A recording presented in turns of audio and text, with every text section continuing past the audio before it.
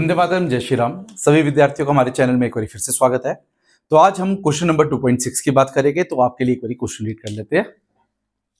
Chapter number 2, electrostatic potential and capacitance, exercise question number 2.6।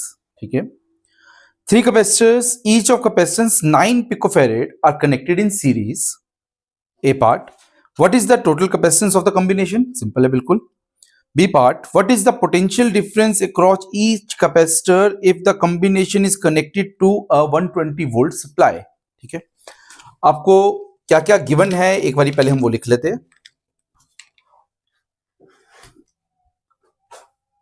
2.6, question number 2.6 वो कह रहा है आपके पास 3 कैपेसिटर है, C1 equal to C2 equal to C3 equal to 9 picofarad. अगर pico फेरेड को हम कन्वर्ट करें आपके एसआई यूनिट में तो 9 into 10 raise to power minus 12 farad, ये रिजल्ट बन जाता है।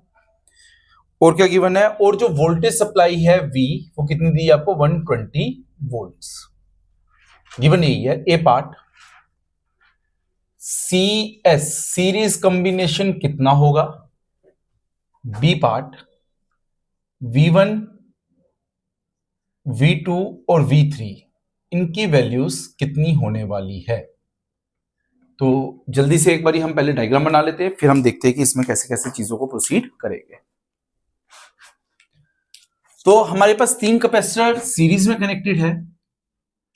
आई होप फॉर्मूला सबको पता होगा, नहीं पता हुआ कोई बात नहीं, हम एक तरीके से इसको याद करने की कोशिश करेंगे।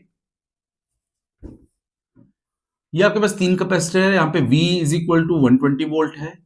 ये आपके पास C1 है, ये C2 है, ये C3 है, ये भी 9 पिकोफैरेड है, 9 पिकोफैरेड, और ये वाला भी 9 पिकोफैरेड। ये रिजल्ट है।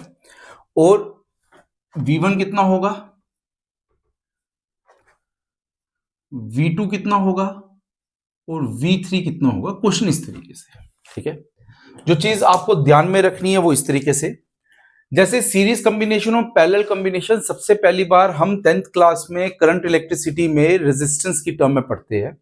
रेजिस्टेंस में सीरीज का फॉर्मूला होता है RS is equal to R1 plus R2 plus R3 so on to Rn, और पैरेलल में सीरीज का फॉर्मूला होता है 1 by RP is equal to 1 by R1 plus 1 by R2 plus 1 by R3 so on.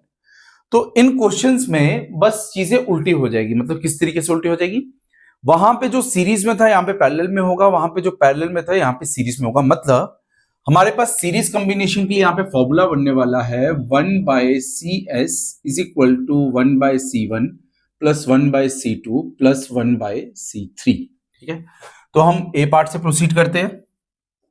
आपके पास 1 by CS की value given है, values put करो और रिजल्ट को कंक्लूड करते हैं। चलो लिखते हैं हम 1 by CS is equal to 1 by C1 1 upon 9 into 10 raise to power minus 12 plus 1 upon 9 into 10 raise to power minus 12 plus 1 upon 9 into 10 raise to power minus 12।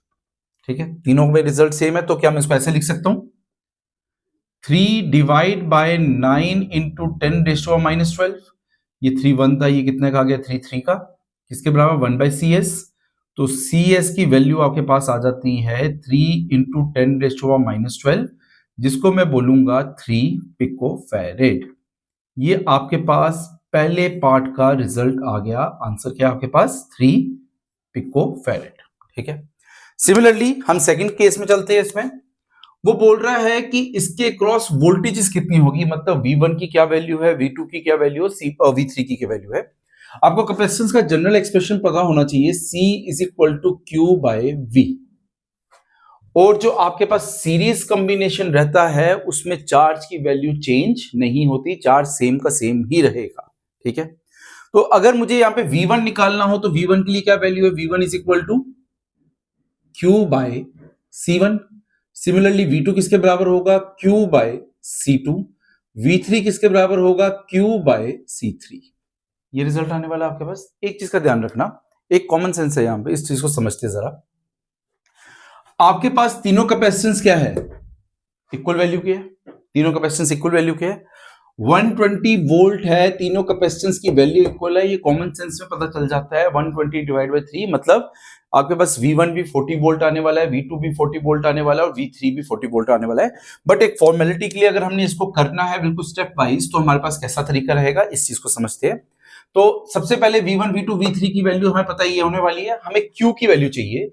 तो CS is equal to Q by V, जो voltage थी। तो CS की क्या value है आपके पास, CS की value आपने निकाली है 3 picofarad. 3 into 10 raise to power -12, voltage की कितनी वैल्यू थी 120, इज इक्वल टू Q। ये Q की वैल्यू आ जाती है आपके पास। अब पहले कैपेसिटेंस में भी इतना ही चार्ज रहने वाला है, सेकंड कैपेसिटेंस में भी इतना ही चार्ज रहने वाला है और थर्ड कैपेसिटेंस में भी इतना ही चार्ज रहने वाला है। कितना चार्ज रहेगा 360 इंटू 10 रेज टू -12, इसी तरीके से लिख लेते हैं, इज इक्वल टू Q की वैल्यू। ठीक है, अब V1 की अगर मैं बात करूं तो V1 किसके बराबर है, Q की क्या वैल्यू है 360 into 10 raise to -12 divide by C1 की क्या वैल्यू आई है आपके पास 9 इंटू 10 रेज टू -12, ये और ये कट गया, 9 1 9 40 था। तो V1 is equal to 40 volt. मैंने आपको पहले ही कहा था वोल्टेज अगर तीनों की मैग्नीट्यूड इक्वल है कैपेसिटेंस का, तो वोल्टेज इक्वली डिस्ट्रीब्यूट होगी। तो वैसे ही हो रहा है V1 40। सिमिलरली V2 की क्या वैल्यू आएगी, same value 360 into 10 raise to power -12 divide by 9 into 10 raise to power -12। तो V2 की क्या वैल्यू आ गया आपके पास 40 वोल्ट। V2 की भी यही वैल्यू, V1 के लिए भी यही value. Similarly V3 is equal to 360 into 10 raise to power -12 divide by 9 into 10 raise to power -12। तो V3 की क्या वैल्यू आ गई आपके पास 40 वोल्ट। तो ये हमारे पास एक्सरसाइज का क्वेश्चन नंबर 2.6 था, जिसमें आपको 3 कैपेसिटर्स दिए हुए थे जिनका मैग्नीट्यूड इक्वल था। अगर मैग्नीट्यूड अलग होता तो हम डायरेक्टली नहीं कर सकते थे 120 डिवाइड बाय 4 और डिवाइड बाय 3। मैग्नीट्यूड सेम था, तभी हमने इन शॉर्ट मन में बोल लिया था कि सबकी वैल्यू इतनी होनी चाहिए। मल्टीपल चॉइस क्वेश्चन के लिए तो बहुत सिंपल है, बट हाँ अगर इन केस आपको पूरा मैथमेटिकली सॉल्व करके दिखाना है तो राइट प्रोसीजर ये है आपके पास V1 V2 V3। और CS के लिए जो फॉर्मूला था 1/CS is equal to 1/C1 plus 1/C2 plus 1/C3। ठीक है, तो ये हमारे पास क्वेश्चन नंबर 2.6 था। तो नेक्स्ट वीडियो में हम क्वेश्चन नंबर 2.7 की बात करेंगे। तब तक के लिए आप सबको वंदे मातरम, जय श्री राम।